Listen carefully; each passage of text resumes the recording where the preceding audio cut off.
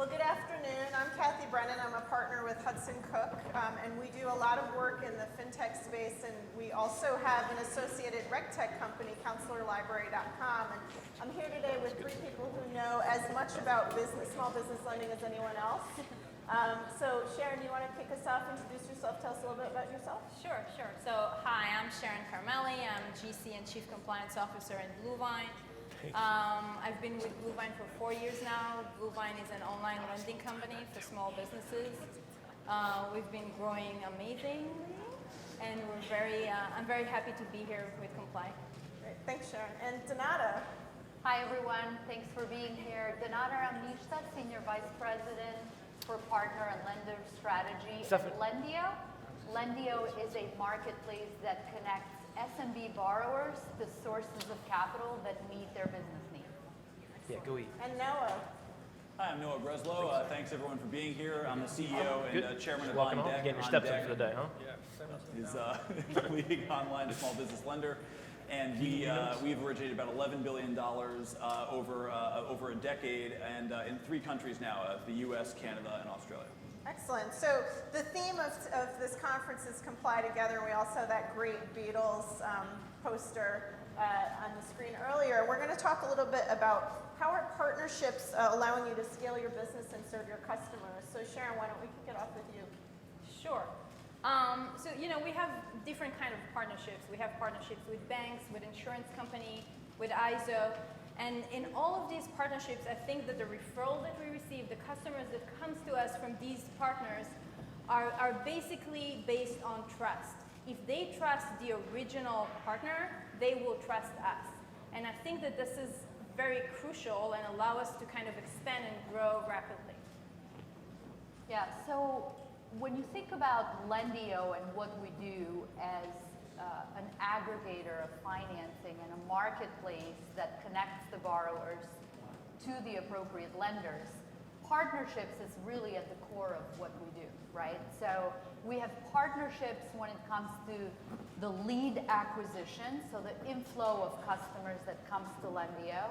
We have partnerships with the lenders, such as Undeck and Bluevine, as examples of those lenders on the platform, with whom we work very closely to ensure that we meet the needs of those customers. And then we have partnerships that enable us to provide a solid customer experience to ensure that that process between I need financing and I need a loan to obtaining the loan and anything in between runs very smooth.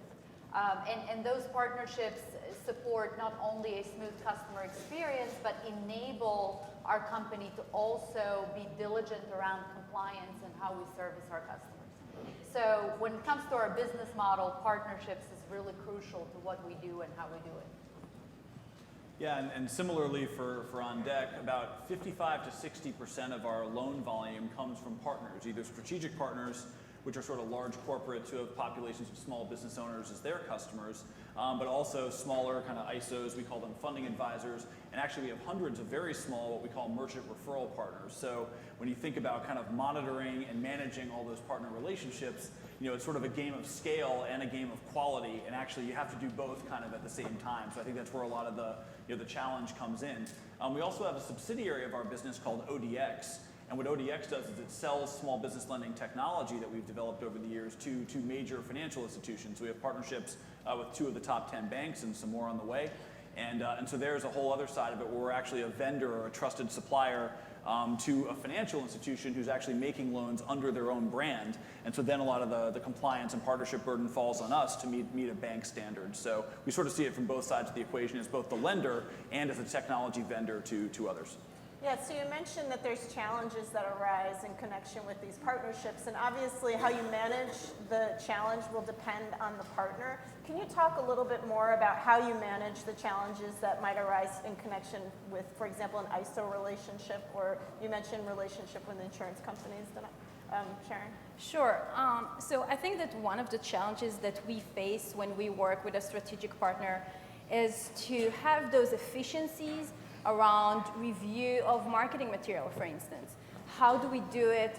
quickly and align on the objectives of both parties, right? So for instance, we recently did this campaign with Nationwide where we used, there's a NASCAR competition, race, whatever, I'm sorry, I'm a foreigner, don't know a lot about it, but we do have Blue Vine sign on the car, which is amazing, and everyone's so proud of it. I'm, again, not sure what it's all about, but during the race, we had to kind of work with online tweets that both Nationwide, the driver, that I don't remember the name of, and Nationwide were constantly like posting on Facebook, on Instagram, on Twitter, and like 90 or 95 messages that we need to review, constantly review together with the other party. So we kind of work to create those guidelines to make sure that we adhere to all the regulatory requirements in advance, so as not to make people work on a Sunday during the race. But it's very exciting to try and overcome those challenges and to work in a cooperative way with the partner. Yeah. Yeah, well, listen, there's no partnership that doesn't have some flavor and challenge, right? I mean, that's for sure. There's two entities that are coming together. But what is critical, and the way that we view it, is as long as you're partnering with a partner that has the same or similar culture and mindset around how they view the customer, I think it becomes smooth sailing from there, right? Because you are fully aligned on the ultimate objective. And generally that objective, the way that we view it, is how can we work together to ensure that we keep the customer in the forefront of what we're doing. Now, within that, within the challenges of partnerships, there is a vast difference in the way that you work with the alternative lenders that we have in the platform, with maybe AI providers, and partnerships with banks specifically. Now that's a very different set of challenges altogether for a fintech company. I'm sure you both would agree, right? So I call it the colonoscopy of compliance, if you will. I mean, let's just be honest. I see somebody clapping. That's right. I mean, look, you've been there. I can tell.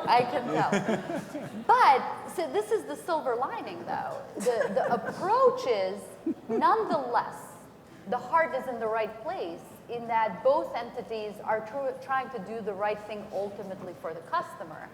And the way that we view it at Lendio is that, yes, it is or has been a painful process, but once you go through it, and at the end of it, you're better off. Now, the good news is you have to remain alert and not sleeping to ensure that you're learning a few things about your own organization along the way and adjusting accordingly. But once you've gotten through it, there's been a lot of lessons learned, and you feel better prepared and better off. So there's various challenges within partnerships, but what I would say is, once you're well aligned in ensuring that customer comes first for you and the partner, again, everything else, you can take it from there. Yeah, I think it's hard to pick up after the word colonoscopy is used in an after-lunch presentation, but I'm going to do my best. No, I think that's right. It does come down to shared values at the end of the day when you pick partners, and either at scale or these very customized, integrated kind of strategic partnerships, you have to come at it from a shared values and shared philosophy perspective. And then from there, compliance actually can be somewhat of a competitive advantage. I know that's kind of a weird thing to say, but getting these review processes to be able to be done quickly, getting sort of shared and pre-approved kind of templates that you can use in a number of different situations, so you don't have to reinvent the wheel every time you go to market with a new partner. That's something that over the years we've really spent a lot of time working on scaling up. And so when a partner joins kind of the OnDeck family, one of our value adds to them is, look, we've got all these pre-approved kind of co-marketing capabilities or co-marketing materials that you can brand with your own organization's identity, co-brand with us, and then use and get to market more quickly to help attract customers. And so I think done right, when you sort of think about scale, quality, and alignment, you kind of can build programs that really are successful and scale. And for us, I never anticipated when we started the business that partnerships would be such a big role in kind of scaling for us. But ultimately, small businesses, which is the constituency we all serve, are hard to reach and hard to find, and they're very fragmented. They're in different industries. And so these partnerships are actually essential for reaching the customer, which is ultimately what it's all about. Yeah, and I loved what you said about, I love colonoscopy of compliance, first of all. But the idea that compliance is a competitive advantage, I think that is the value that you're offering as companies. And each of your companies are leaders that are out there working with trade associations to bring standards not only to your industry, but also to your partners. I'd love it if you could share a little bit about those efforts. Sure. First of all, Blue Vine really believed that the customer is the center, and the customer should have enough information to make an informed decision and to choose between the different options that it has out there, right? So one of the things that we're really working on from the compliance perspective is to provide more disclosure, more transparency, allow the client to really compare apples to apples. And one of the things that we've done recently is to join the ILPA, this innovative Lending Platform I Association. keep forgetting. Rolls off the tongue. And together, we come up with those solutions that we feel will kind of serve all of our clients. So this is how we take compliance and make it a competitive advantage, just as you suggested. Yeah. Listen, at the end of the day, it's hard to argue and say that you want to have a long-term sustainable business without considering the importance that compliance plays into it. I mean, the two have to go hand in hand, right? Because ultimately, to ensure that you're setting up for a long-term sustainable business and serving your customers, you also have to ensure that you're compliant along the way. And right, so it's interesting, but we're all here, all three companies, we're all part of the ILPA because, again, we're invested in ensuring that we're here for the long run. Mm-hmm. So there is no player who says, you know what, no, I really don't care about what's right in the long run, but I want to build a long sustaining business. So the two don't match. So you know, you see this investment for companies like Blue Vine, OnDeck, and Lendio to say, we want to do right by our customers. We believe, again, we're businesses and we believe in generating revenue, but the way that you go about it is by really focusing on the long-term value of that customer, helping the customer along, and by virtue of that, compliance is a big factor. Yeah, and I would just add, I mean, we started the ILPA a few years back because actually, compliance sort of implies that you're complying with known regulation. In our space, there actually is not that much regulation relative to, say, consumer lending. There is a lot of regulation out there, to be clear. But so we felt that self-regulation, or kind of almost doing a preemptive move as an industry to create disclosure standards, was really the right thing to do in terms of promoting long-term sustainability. And it really was the one thing that regulators, when they looked at online lending, they're like, look, we want to really make sure customers understand what they're signing up for. And so it's been actually very helpful. The Smart Box, which is the standardized disclosure we all work together to create, is now live among all the ILP members here in the US. We just got about 7 lenders in Australia to pick it up. We're going to have a Canadian version coming online pretty soon, so we're spreading that model out. That's sort of, point one, and and then I think the other piece is that actual real regulation now, as it comes online, can look at the Smart Box as an example. So recently, there was a small business loan disclosure bill in California that we actually feel the Smart Box really lines up nicely with the requirements of that bill. So sort of almost anticipating where the puck is going to go from a regulation point of view and trying to get there first is actually much less disruptive for the businesses, for the customers, and I think we can then point to data too. So when we talk to regulators and say, we've had this disclosure in market for this number of years, we've had, this number of complaints about it, these complaints have all been resolved, you show the record. It's just sort of a way of saying, we have a model that might work here, rather than going from something that has no basis in commercial or the industry's practice. Yeah, and hearing you all talk, you're talking about your customers also as partners, not as products, but as partners in your going concerns, and you want to be there for each other. So an important thing that has been talked about in this conference is how do you manage complaints, like those friction points with the customers, to make sure not only you resolve their complaint, but you keep them coming back to you? Right, right. So this is something very crucial in our system. We don't have a lot of complaints, but when they do come in, we really want to first categorize them, log them, assign a person to take care of them, resolve them, and then draw the right conclusions from it. So ultimately, we take all of the data that we collected from our complaints and we do an analysis with our board, with our management, so as to serve them better in the next step. And we also report them to all of our strategic partnerships because we want to remain transparent to everyone. And this is how we deal with complaints. Yeah. I mean, addressing complaints is not just a way to self-regulate and stay compliant. It's just good business, period. Unless you're actually listening to your customer, you will not be able to evolve with them, right? So, I mean, just the two go hand in hand, right? Something interesting we instituted at Lendio to go even further in logging complaints and making sure that we're addressing them all is that we now require all of our customer-facing employees to even note any changes and potential dissatisfaction that they may pick up on the voice. I mean, that further, right? And the way that we address that is by having a customer care team, that's how we call it internally, to follow up on those that maybe we've noted a dissatisfaction or some type of frustration, even in the voice, without them being expressively, stating a complaint. And that is teaching us a lot, going through that process. And then, of course, we have a team that will then evaluate, those reactions by the customer. But again, I want to emphasize we have a formal process by which we go in logging the complaints and addressing them, and then a team that will address them one by one individually and follow up.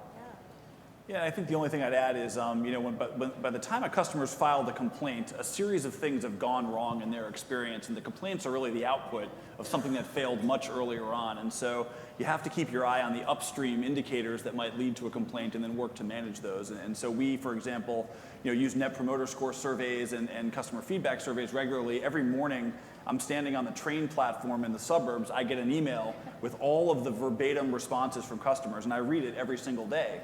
And so when people know that, like, hey, the CEO is watching a little bit and cares about this, it's a little bit sort of setting the tone that no complaint is too small or no friction point is too small for us to work on and get better. And then I think the other point is having a customer care team who's empowered to fix problems.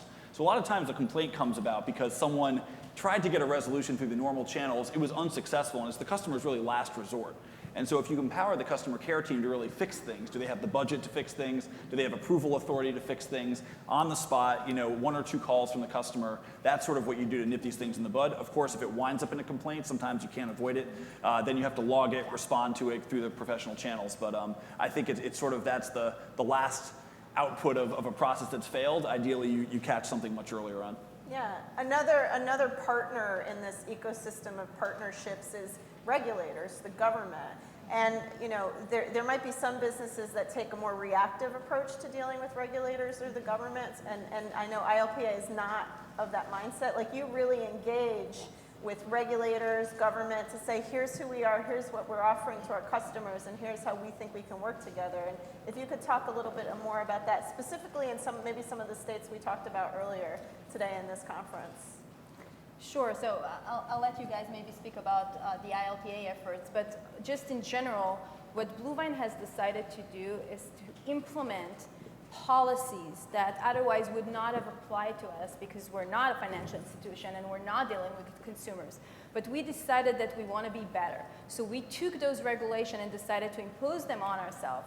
So for instance, we have an FDCPA policy, and we make sure that all of our collection is being done in accordance with the law that otherwise would only cover consumers, right? So this is one example.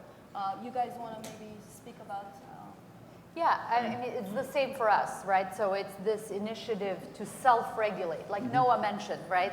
So it's one thing to say, this is the compliance. How do you remain compliant? It's different to say, how do you remain compliant when there is no standards yet created, but taking the responsibility to work together to ensure that we are self-compliant and also keep each other, right, accountable in the partnerships that we all engage in, right? So yeah, we're very, very much invested in ensuring that we are self-compliant and, of course, working with the partners, like-minded partners in the space to set some standards ourselves. And as it relates to regulators, of course we welcome it. We want their input. We want to collaborate, right? At the end of the day, there is no good business unless you do right by your customer. And companies like us understand that. So the collaboration with the regulators is very much welcomed, and look forward to more in the near future. Yeah, and in terms of the states and how we've been handling it, both at OnDeck in general and then for the ILPA, we actually made a decision to sort of double our budget for what we call our policy team about a year and a half ago, because we felt that there was enough happening at the state level that we had to track. And so we sort of view it was about 60 bills right now that we track at OnDeck in different states that sort of relate to our business in one way or another. I would say about a third of them are online lending oriented, and there's a lot of them right now that are data privacy oriented, and you sort of have GDPR, in Europe, and this is where, our international strategy did not bring us to Europe soon, which is sort of helpful in the sense that we didn't have to do a lot of work for GDPR.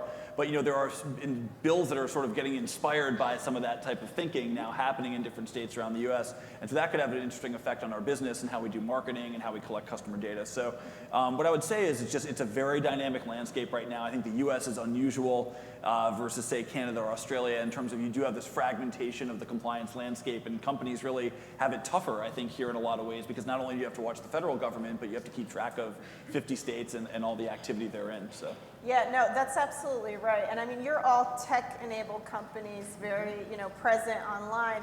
Do you use technology in your compliance management efforts? And if so, can you talk a little bit about how you use technology? For sure, for sure. If we want to remain competitive, we need to take compliance and put it into the algorithm, and take compliance and make all the process around compliance automated. So let's just take an example, right? The beneficial ownership thing, right? We had new legislation around FinCEN last year where we needed to obtain more information from our client, not just about the KYC of the client, but also KYC of any additional owners. So we said to ourselves, oh my God, how are we going to do that? That's a lot of paperwork. So we decided to automate the process and make it very seamless and allow ourselves to remain competitive and to provide those instant offers to the client despite this new legislation and this new compliance requirement. So this is how we do it, but definitely this is what helps us remain competitive and with an added value to our client. Yeah, I mean, likewise, technology is very much intertwined in the way that we service our customers as well as in the efforts that we put forth to remain compliant. And also, listen, you also have to approach this with some degree of caution too, right? So sometimes there may be technology that appears to be very efficient, but you have to be very deliberate in the way that you test it and roll it out. I'm going to give an example. We made a decision to apply an AI tool into the way that we engage with our current customers, so the customers that we're servicing today, right? Now, we want to ensure that that technology is really palatable, right? So we have to be careful to ensure that something that may be efficient is also going to be well adopted by our customers. So we're very deliberate in the way that we test those things internally. But the idea is, yes, to be open-minded and forward-thinking about the way that we incorporate technology in the way that we do business. Yeah, and I think you kind of have to use technology at a certain level of scale, and so we have hundreds of thousands of phone calls a month that we need to sort of scan and ensure are compliant. And so we use a variety of tools to do monitoring essentially of those calls. So we use sort of speech to text, and then we use keyword searches within the text to identify key phrases. We do a lot of what's called call coaching. So we have a culture of managers reviewing call. We actually have a tool that sort of allows managers to review calls with agents, annotate them, and so actually sort of say, listen, I really like the way you explained the product here, or well, you explained the product this way here, and actually you forgot to include this sentence or this standard disclaimer or whatever it is. And then we actually have a quality team that spot checks. So every on-deck customer-facing employee gets spot checked by the quality team a certain number of times, randomly selected per month, gets a scorecard. That goes back to their manager as well. So I think, one, you need technology to work at scale. Two, you need sensible humans behind the technology, or else it can get a little bit out of control.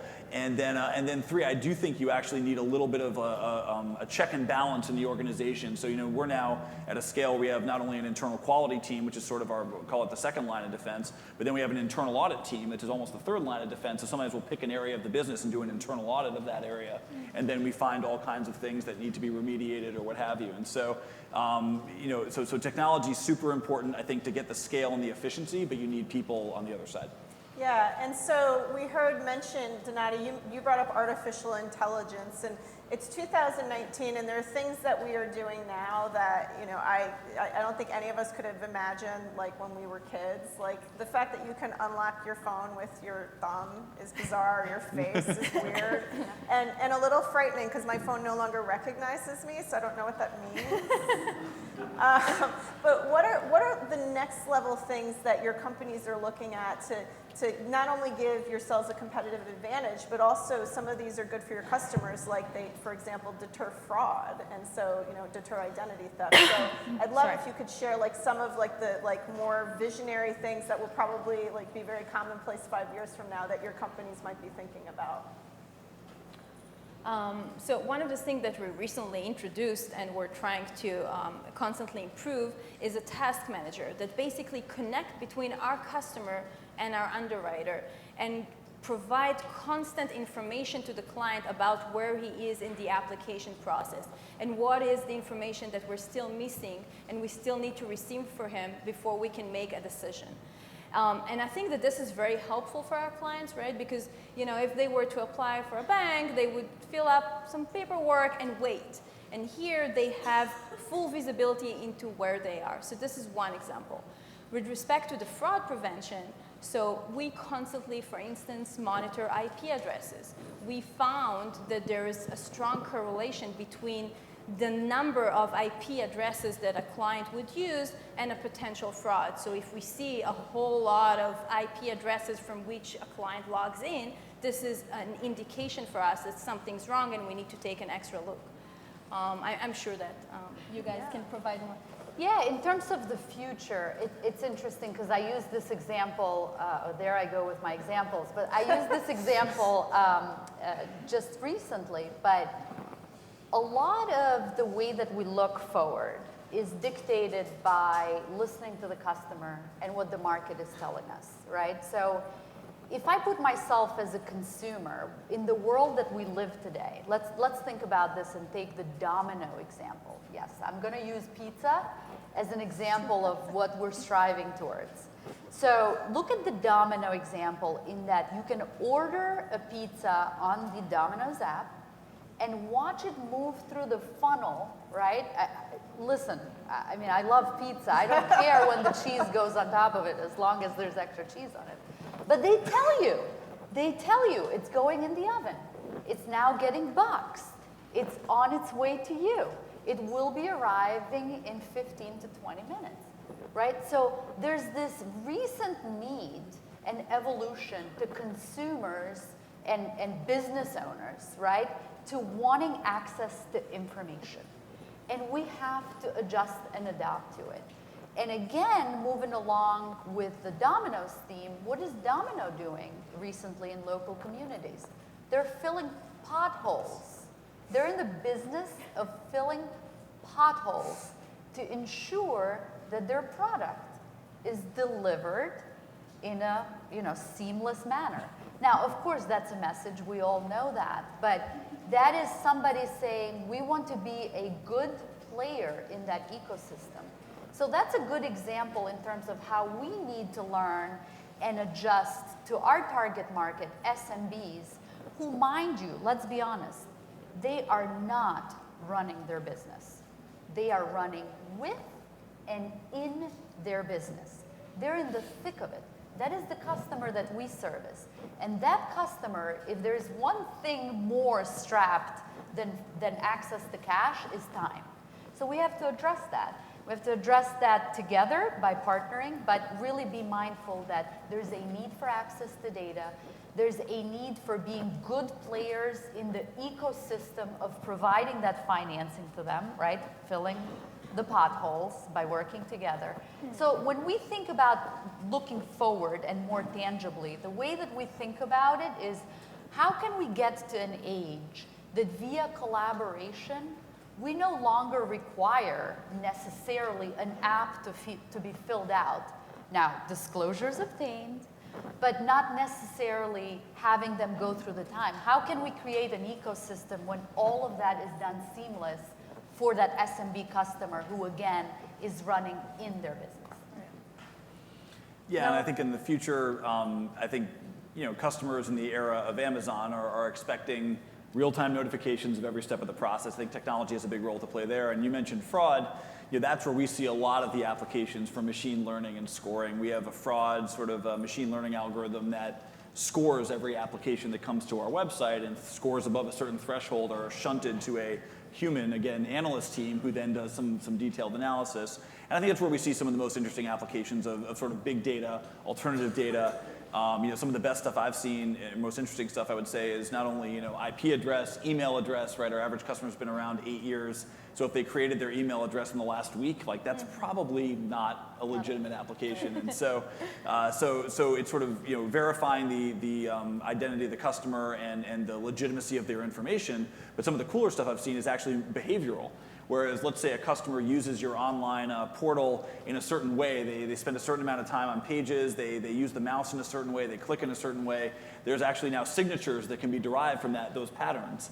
And then you can tell, perhaps, if an account's been taken over by a script or a bot that would use the site in a very different way, or maybe there's been identity theft and another user's handling that account in a different way. And so that's where I think you're going to see some really interesting applications. And because fraud is so expensive for everyone in financial services, and the fraudsters are just getting more and more sophisticated, the business model for these innovative companies, I think, is fantastic right now. So. Yeah, great. Well, thank you for your time. Thanks, everyone, for listening. And we're done with our panel. Thank you. Thank you.